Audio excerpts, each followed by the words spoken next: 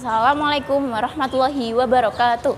Shalom, Om Swastiastu, Namo Buddhaya, salam kebajikan dan salam sejahtera bagi kita semua. Halo semuanya, perkenalkan nama saya Roldotuni Savitri dari PMR SMA Negeri 16 Surabaya. Nah, kalian tahu nggak sih kalau Indonesia itu merupakan negara kepulauan tropis yang memiliki kekayaan alam yang berlimpah. Namun, Indonesia juga berada di wilayah yang rawan terhadap bencana. Khususnya bencana yang sering terjadi di Indonesia adalah bencana banjir. Maka dari itu, pada kesempatan kali ini saya akan menyampaikan materi tentang Ayo Siaga Bencana Banjir. Nah, menurut buku PMI 2008, banjir merupakan peristiwa meluapnya air yang menggenangi permukaan tanah yang ketinggiannya melebihi batas normal.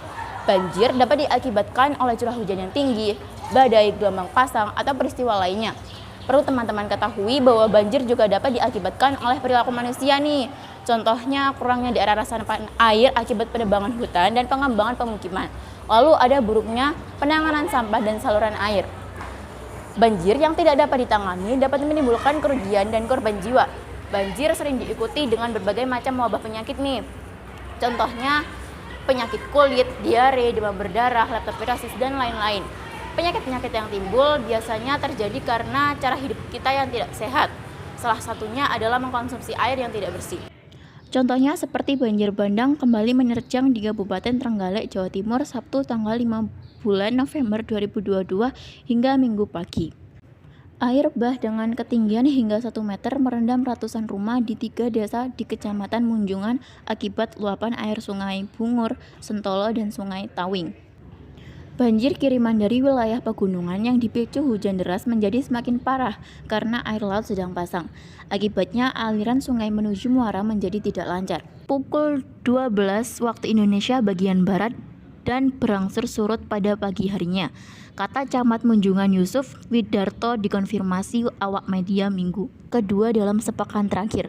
Banjir serupa sebelumnya juga melanda di wilayah Kecamatan Munjungan pada Jumat 4 November 2022. Pada kejadian pertama itu, sebanyak 4 desa terdampak banjir dan longsor. Desa-desa yang terendam saat itu meliputi Desa Tawing, Bangun, Munjungan, dan Bendoroto. Banjir yang merendam hampir seharian kala itu mengakibatkan konektivitas infrastruktur jembatan banyak yang terputus. Selain ratusan rumah terendam hingga ribuan jiwa terdampak. Nah, sekarang apa aja sih yang harus kita lakukan sebelum terjadinya banjir? Yang pertama, buatlah denah atau peta rumah dan lingkungan sekitar kalian. Lalu berilah tanda-tanda tempat yang biasanya terendam genangan air banjir. Tempat yang aman dan berbahaya juga sangat penting untuk ditandai. Ketika peta itu sudah jadi, maka informasikan kepada banyak orang, lalu diskusikanlah langkah-langkah penanggulangan banjir. Yang kedua, ketahuilah sistem peringatan dini di lingkungan sekitarmu seperti sirine, lonceng, kentongan, atau pengeras suara dari tempat ibadah. Yang ketiga, pahami tanda-tanda terjadinya banjir seperti hujan yang sangat lebat dan menguapnya air di selokan. Terakhir, simpanlah surat-surat penting seperti sertifikat, raport, akte, KK, dan lain-lain ke dalam plastik atau ke bahan yang kedap air. Lalu letakkan surat-surat tersebut ke tempat yang lebih tinggi atau yang tidak terjangkau oleh genangan air banjir. Sekarang kalau saat banjir melanda nih, jadi kalau misalnya banjir itu terjadi secara perlahan, maka kita bisa menyiapkan yang pertama, pindahkan barang-barang kalian ke tempat yang lebih tinggi atau yang tidak terjangkau oleh genangan air banjir. Yang kedua, segera padamkan aliran listrik dan gas di rumah. Yang ketiga, pantaulah informasi-informasi penting melalui radio maupun televisi. Yang keempat, bersiaplah untuk kemungkinan mengungsi.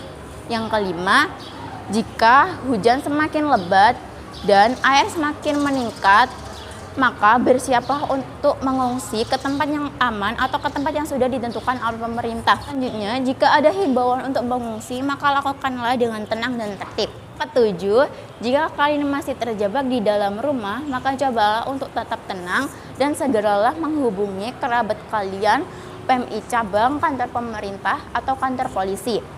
Yang terakhir, tetap jaga kebersihan dan kesehatan kalian dan usahakan untuk tidak tidur di tempat yang terbuka. Yang terakhir, apa aja sih yang harus kita lakukan setelah terjadinya bencana banjir?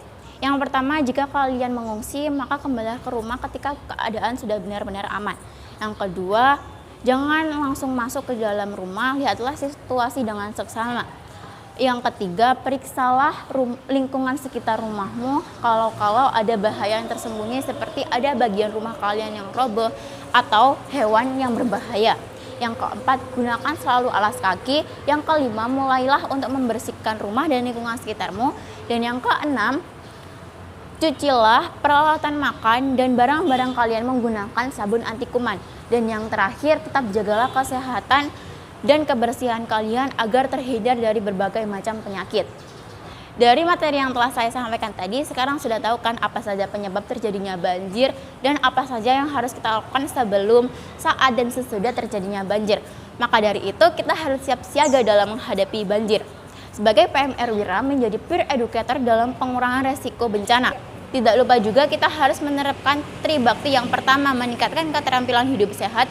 Yang kedua, berkarya dan berbakti di masyarakat. Yang ketiga, mempererat persahabatan nasional dan internasional. Ayo siaga bencana, siap siaga dalam menghadapi bencana. Sekian materi dari saya. Mohon maaf bila ada salah kata. Wassalamualaikum warahmatullahi wabarakatuh.